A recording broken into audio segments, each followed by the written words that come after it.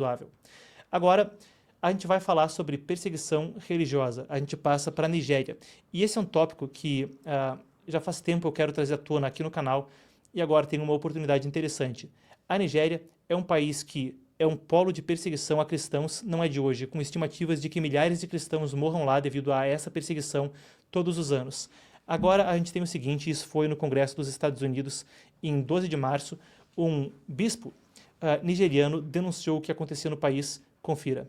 Long-term Islamic agenda to homogenize the population has been implemented over several presidencies through a strategy to reduce and eventually eliminate the Christian identity of half of the population.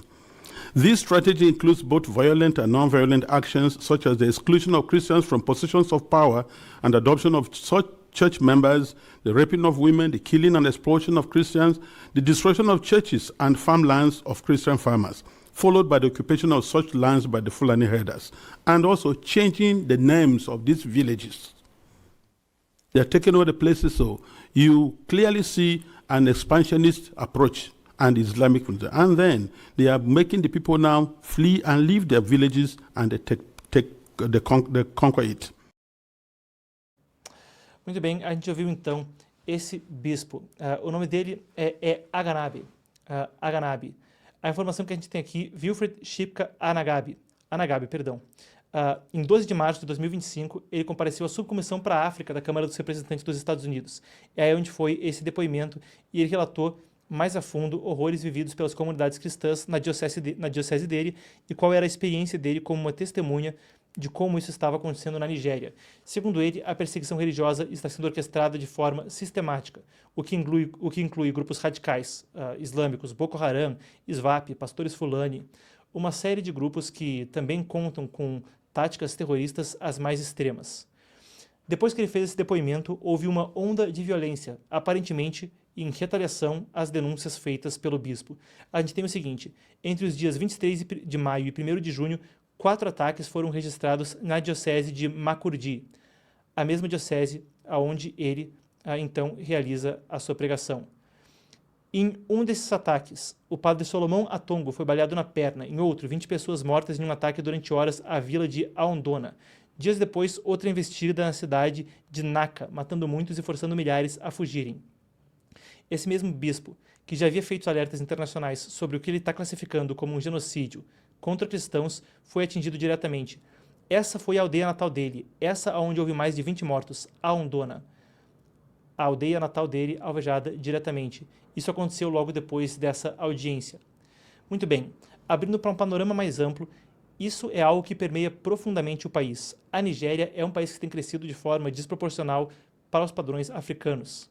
Tem se desenvolvido e é um país muito, muito populoso.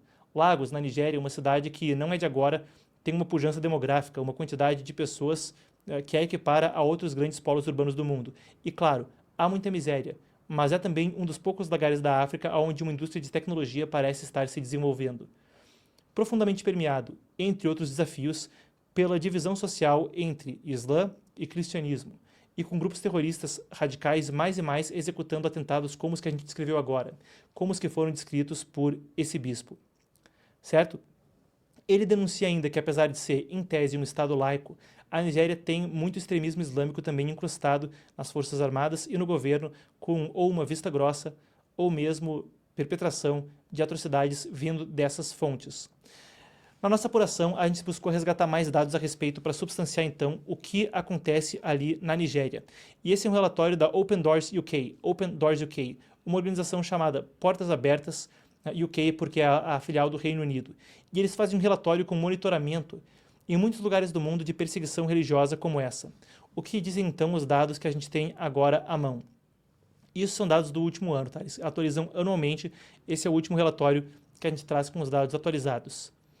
É um dos piores países do mundo para se ver como cristãos. Dos 4.476 cristãos mortos globalmente, depende do critério, do tipo de assassinato, do tipo de morte, mas eles trabalham com esse número quando a gente fala de atentados como esse e alguns outros critérios. Quem quiser pode investigar o relatório completo, mas para a gente manter a objetividade. 4.476 cristãos documentadamente mortos globalmente. Desses, 3.100 foram assassinados na Nigéria, mais de 2/3, 69%, do total.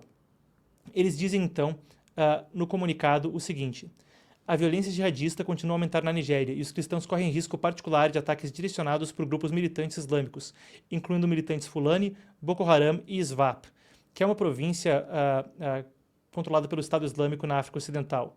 Isso é o que diz o comunicado da organização que compila, então, esses números. E é dito mesmo que isso poderia ser algum tipo de estratégia de limpeza étnica, é o que alega esse bispo que depôs nos Estados Unidos. Uma situação dantesca na Nigéria e a gente espera por, boas notícias, algo melhor ali. Mas vale a pena também destacar que, além das reclamações sobre isso, também existe uma situação de prejuízo ao deslocamento de populações, ao desenvolvimento do país. Explico. Segundo as acusações do bispo, uma série de estados onde a maioria islâmica tem barrado a entrada nas escolas durante o mês de Ramadã, mês onde tradicionalmente se jejua, na religião islâmica se jejua durante o dia, mas estaria se barrando alunos não muçulmanos de todo tipo de crença de escolas durante esse mês, o que, claro, também cria um prejuízo educacional, é o que alegam as testemunhas na Nigéria. De forma notória, o bispo fala que mesmo países de maioria muçulmana não fazem isso, Arábia Saudita, Emirados Árabes Unidos, mas esses extremistas, então, em certos estados da Nigéria, estão fazendo esse tipo de banimento a alunos durante o mês do Ramadã. O Boko Haram e outras organizações terroristas como essa também são alvo de escrutínio internacional há algum tempo, enquanto o crime, os sequestros e outras formas de atividade criminosa estão nas suas fontes de financiamento.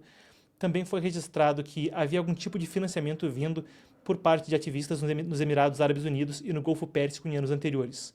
Mas para falar de redes de financiamento do Irã, etc., a gente precisaria ter mais dados à mão. Aqui a gente trabalha com essa integridade.